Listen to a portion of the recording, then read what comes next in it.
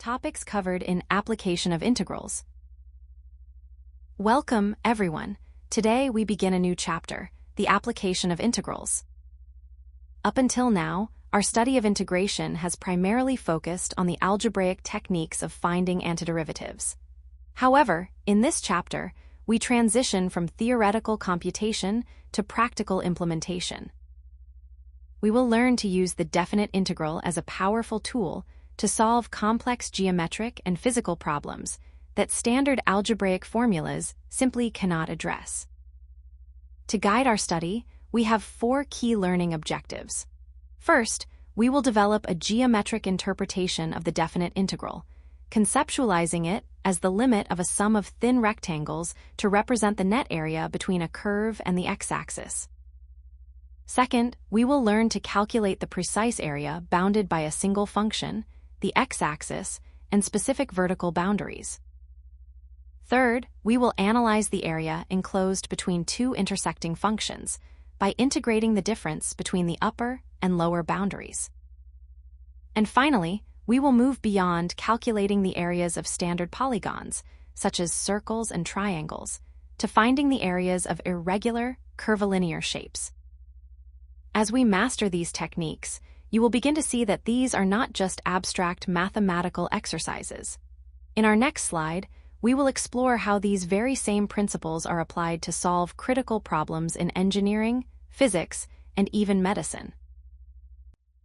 Real-world applications of integrals. Now that we have explored the geometric foundations of integration and how we use it to find the area under curves, you might be wondering, when will I ever use this in the real world? The truth is, calculating the area under a curve is much more than just an academic exercise. It is a fundamental requirement in various professional and scientific fields. In engineering and architecture, for instance, integrals are used to calculate the center of mass, moments of inertia, and the total area of irregular land plots or structural components to ensure both stability and material efficiency.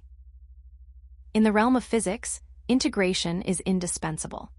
It is essential for calculating the work done by a variable force, determining the distance traveled by an object with varying velocity, and even analyzing complex electromagnetic fields. Moving to economics, specialists employ integrals to determine consumer surplus and producer surplus, which are critical components for understanding market equilibrium and economic welfare. Even in medicine and biology, these mathematical tools are at work. They are used to measure cardiac output, which is the volume of blood pumped by the heart, and to model the growth rates of populations or the spread of epidemics over time. By mastering these applications, you will begin to bridge the gap between abstract mathematical symbols and the tangible physical world, gaining a much deeper understanding of how calculus governs the environment around us.